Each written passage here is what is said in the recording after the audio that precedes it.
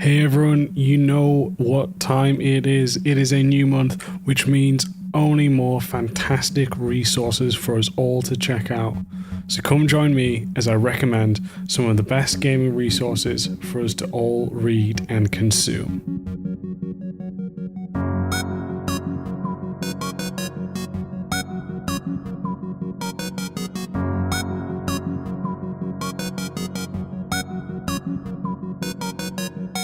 Hey everyone, I hope you're well playing and or making the games that you all love. You're joining me, your host, Max Pears, and I hope you're having an amazing time, whether it be morning, evening, or night. It's an absolute pleasure to have you join me, so thank you all very much.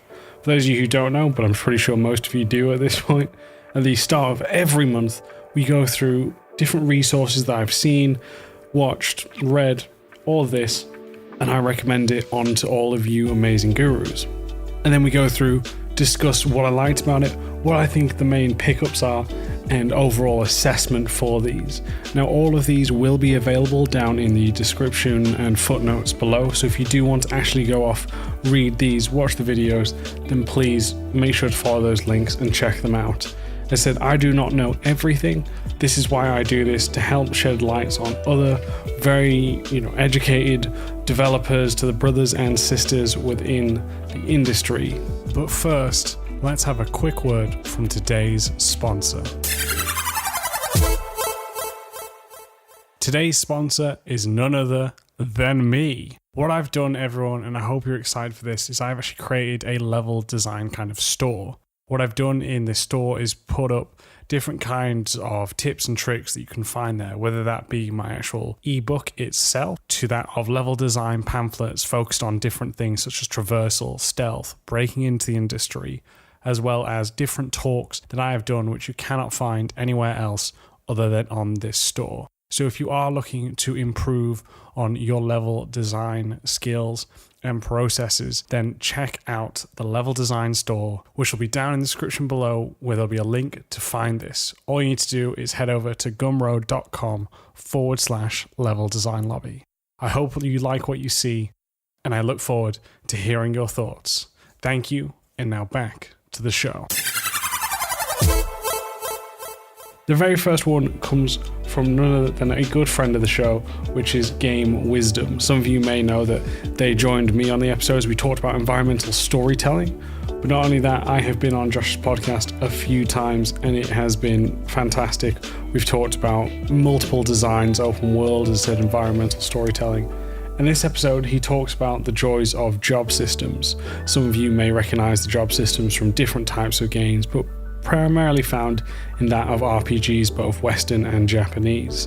Whether that be the jobs that you have when you are, say, in Persona, where you have to manage your time to work at the cafe, versus, say, that of your more kind of jobs that you do in World of Warcraft, with that sort of crafting, mining, herbalism, these elements, and what kind of makes them joyful.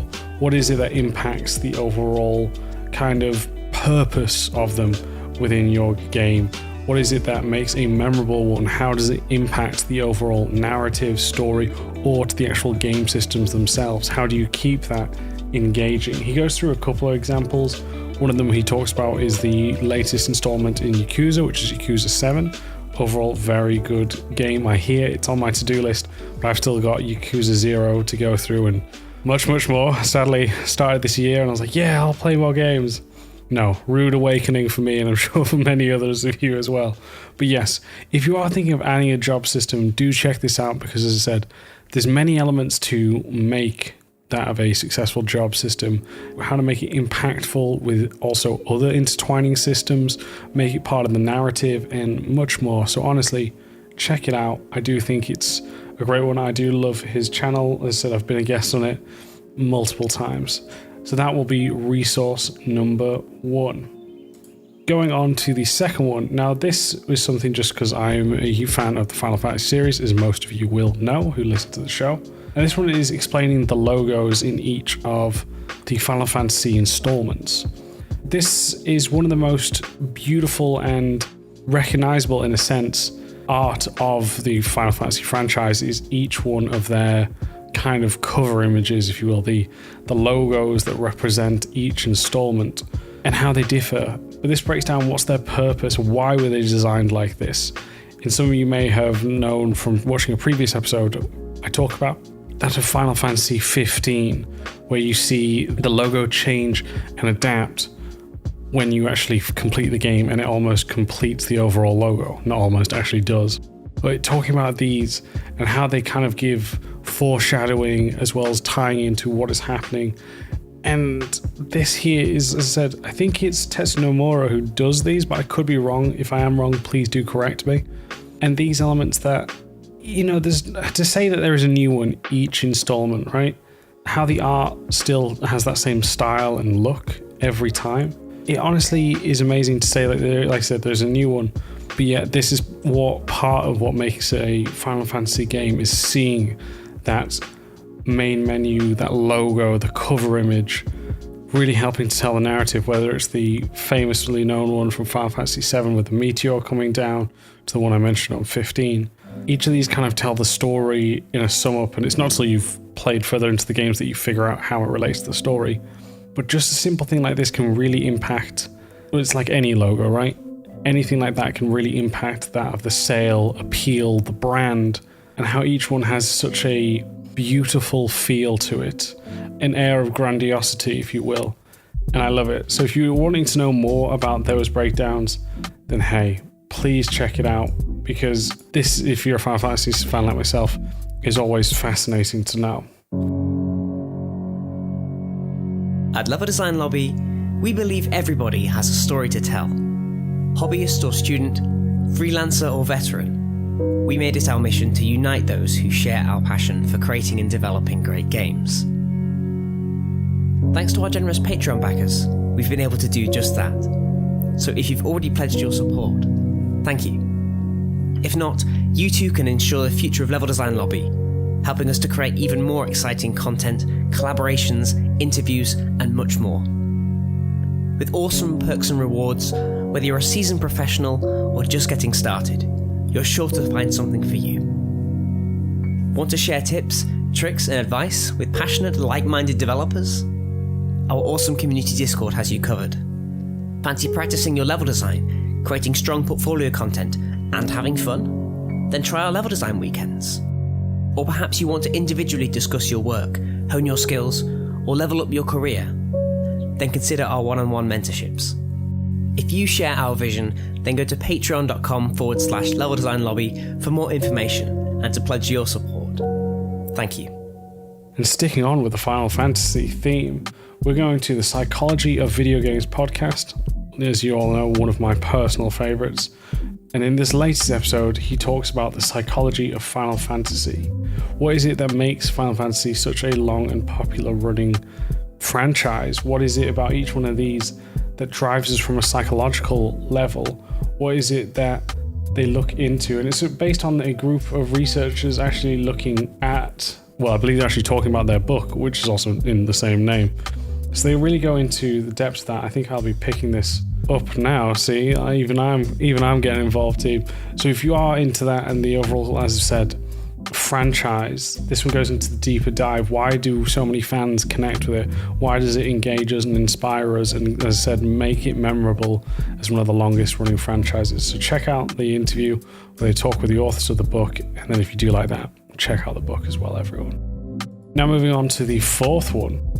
We have a throwback to a fantastic channel called Game Array. And this one, he talks about the suspense of Resident Evil.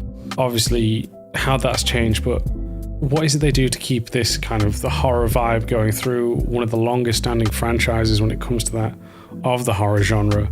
How it, scared millions of us multiple times and has evolved with it.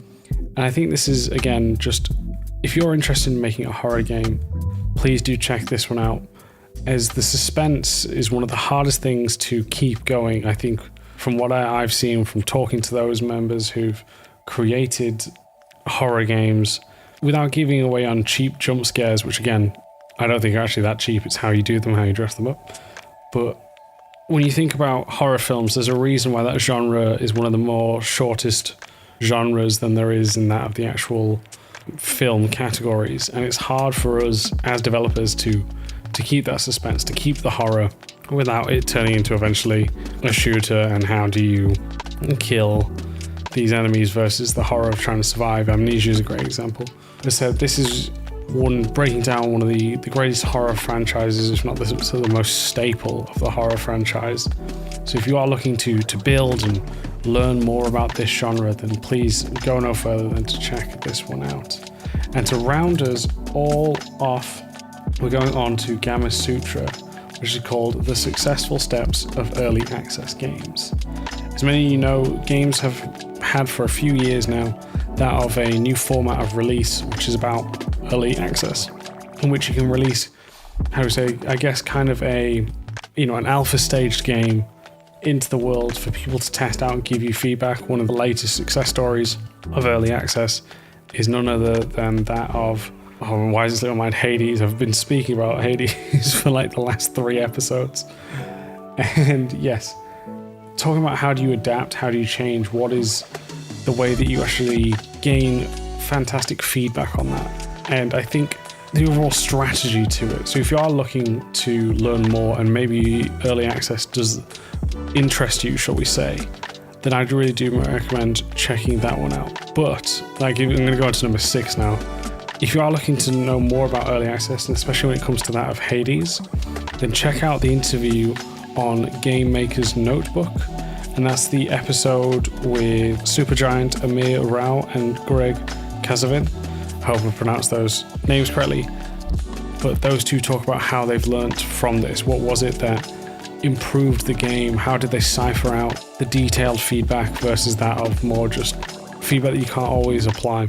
So do check those out if you are looking for early access. Those two are great resources there. Enjoy them, my friends. I hope that you have enjoyed this episode. It's nice to get one done and to be talking with you all during February.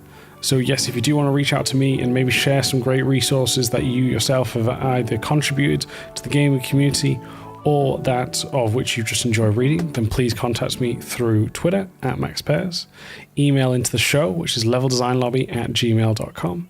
And if you want to make sure that you support this podcast and make it even better, then please head over to patreon.com/leveldesignlobby. Thank you all very much. Take care, and I'll catch you all very soon.